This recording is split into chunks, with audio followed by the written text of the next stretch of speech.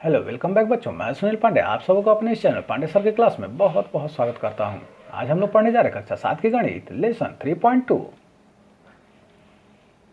तो आइए शुरू करते हैं। और जैसा कि हम लोग देख रहे हैं, इस एक्सरसाइज में निम्नलिखित सवाल दिए गए हैं जिन्हें कि हम एक एक कर हल करेंगे। तो पहला सवाल है गुणनफल ज्ञात कीजिए। तो पहला नंबर में 5.4 गुना 0.4।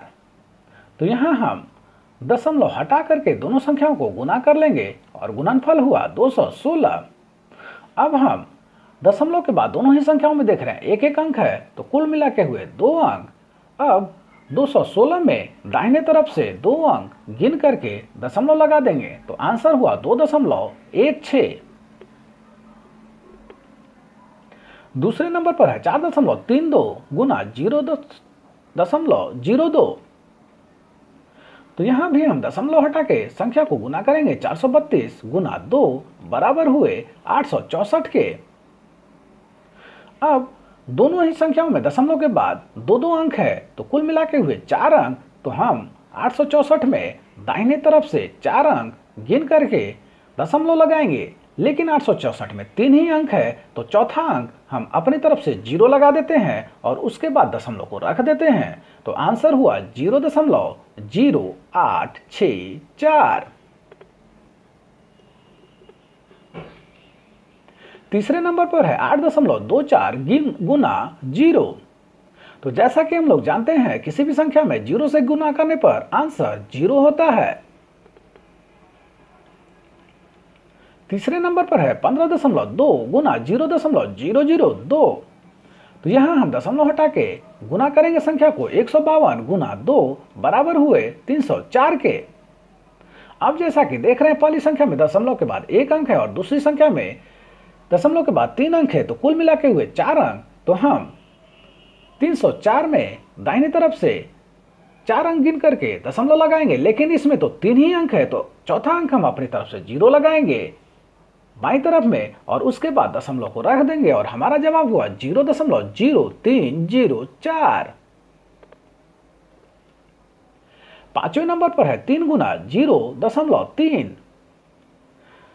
तो यहां हम 3 और 3 को गुना करेंगे तो यह हुआ 9, लेकिन दूसरी संख्या में दशमलव के बाद 1 अंक है, तो हम 9 में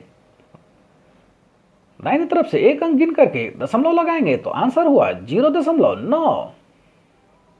छठे नंबर पर है 0.7 गुना 0.7। तो 7 और 7 का गुना हुआ 49। अब हम जैसा कि देख रहे हैं, दोनों ही संख्याओं में दशमलव के बाद एक एक अंक है, तो कुल मिला के हुए 2 अंक। तो दाहिने तरफ से 2 अंक गिन करके हम दशमलव लगाएंगे तो यह हुआ 0.49।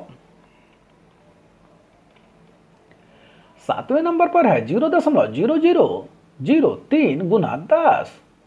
तो 10 गुना 30 हुए 30। अब हम दशमलव के बाद देख रहे हैं, पहली संख्या में 4 अंक हैं, तो 30 के बाद 4 अंक, 30 में जो है 4 अंक के बाद हमें दशमलव लगाना है। तो 30 में 2 अंक हैं, तो 2 जीरो अपने तरफ से लगा दिए बाईं तरफ से, तो यह हो गया 4 अंक। उसके बाद हम दशमलव लगा देंगे तो यह हुआ 0.0030।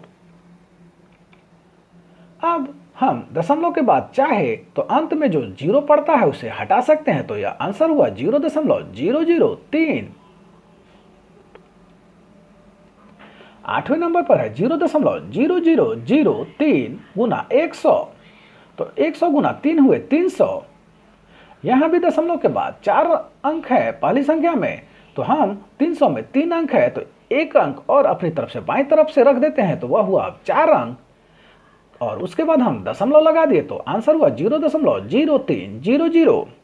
अब हम अंत में जो 0 पड़ता है दशमलव के बाद, तो उसे हम हटा देते हैं, तो आंसर हुआ 0.03। नौवें नंबर पर है 0.0003 गुना 1000। तो 1000 गुना 3 हुए 3000 के। अब इसमें हम 4 अंक के बाद दशमलव दाहिने तरफ से गिन करके लगा देते हैं, तो यह हुआ 0.3000। अब हम दशमलव के बाद जो 0 अंत में पड़ता है दाहिनी तरफ से उसे हम हटा देते हैं, तो आंसर हुआ 0.3।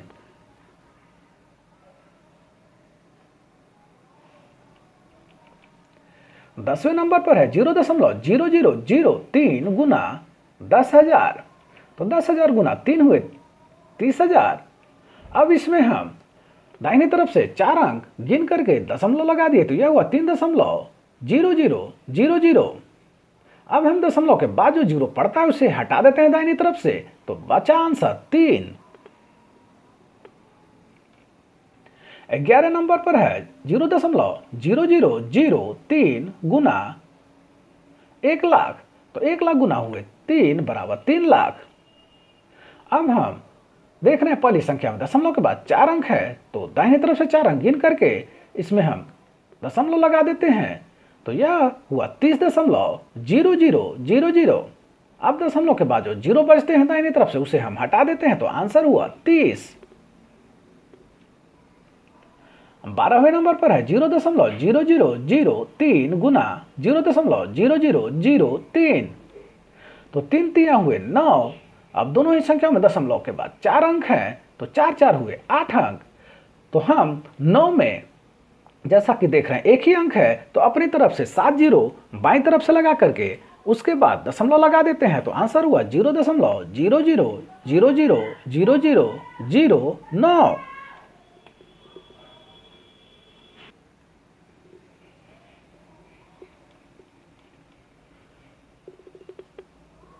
13वें नंबर पर है 0.400 गुना 0.500, तो 4 गुना 5 हुए 20।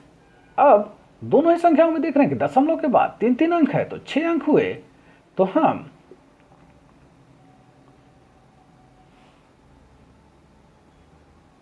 जो है, लेकिन यहां पर ध्यान रखेंगे कि हमने यहां पर दशमलव के बाद जो है 00 जो था वह हटा दिया था, उसे पुनः हम यहां पर लगा देते हैं 20 के साथ 4 जीरो। अब हम दशमलव को लगाएंगे, तो यहां हम 6 अंक गिन करके दशमलव लगाएंगे, तो यह आंसर होगा 0.2000000। अब हम दशमलव के बाद दाहिनी तरफ से जो जीरो आता है उसे हटा देते हैं, और वह आंसर हुआ 0.2।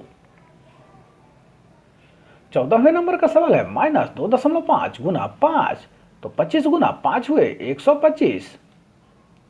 अब पहले संख्या में दशमलव के बाद एक अंक है, तो हम दाहिनी तरफ से एक अंक गिन करके दशमलव लगा दिए, तो वह हुआ 125 में दशमलव लगाने पर 12.5। अब पहली संख्या में माइनस लगा हुआ था, अतः 12.5 में हम माइनस का चिन्ह लगा देते हैं, और यही हमारा जवाब हुआ -12.5।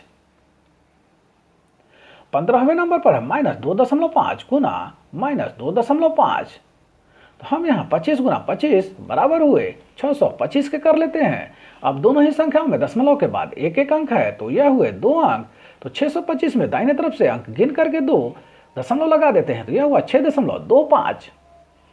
अब जैसा कि हम लोग देख रहे हैं दोनों ही संख्याओं में माइनस चिन्ह का प्रयोग किया गया है, तो माइनस गुना माइनस होते हैं प्लस के बराबर, अतः 6.25 में हम माइनस चिन्ह का प्रयोग नहीं करेंगे, और यही हमारा जवाब हुआ 6.25।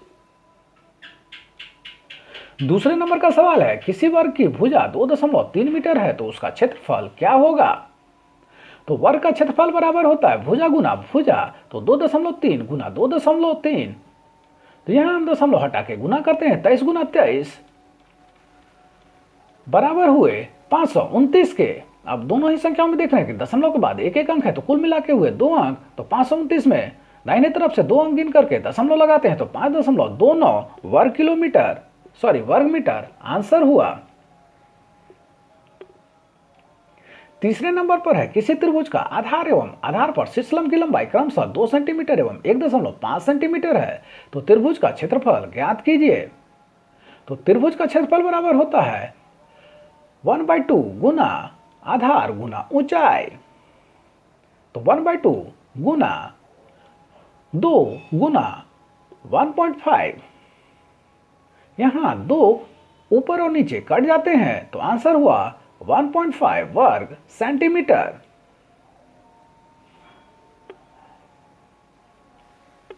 चौथे नंबर का सवाल है 70.5 रुपया प्रति मीटर की दर से 3.5 मीटर कपड़े का मूल्य क्या होगा।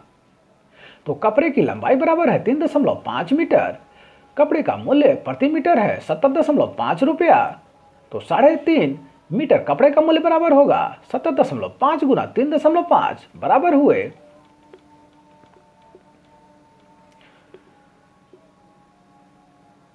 24,675 के। अब जैसा कि हम लोग देख रहे हैं दोनों ही संख्याओं में दशमलव के बाद एक एक हैं, तो कुल मिलाकर के 2 अंक हुए।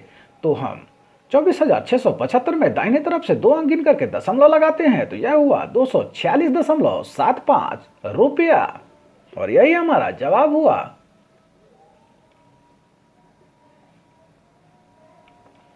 पांचवें नंबर का सवाल है, एक मोटरसाइकिल 1 लीटर पेट्रोल में 55.75 किलोमीटर जाती है। यदि तेल टंकी में 2.750 पेट्रोल है, तो उस गाड़ी द्वारा अधिकतम कितनी दूरी तय की जा सकती है।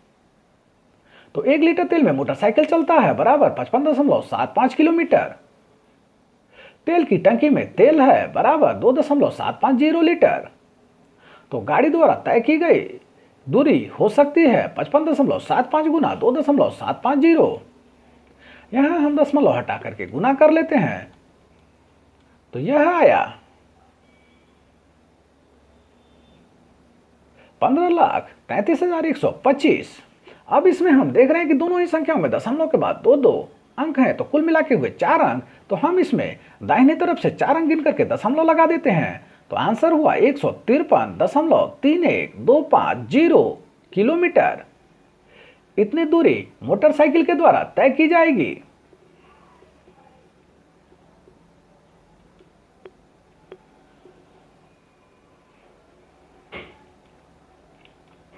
तो आप सबको हमारे प्रयास कैसा लगा हमें जरूर कमेंट कर बताएं। हमारे इस चैनल पांडे सर की क्लास को जरूर जरूर सब्सक्राइब करें और बेल बटन दबाएं, ताकि आने वाले वीडियो का नोटिफिकेशन आपको मिलता रहे। दूसरों के साथ शेयर करें, और हाँ, लाइक करना तो बिल्कुल ना भूलें। आपका लाइक करना हमारी मेहनत का फल है। धन्यवाद, थैंक यू।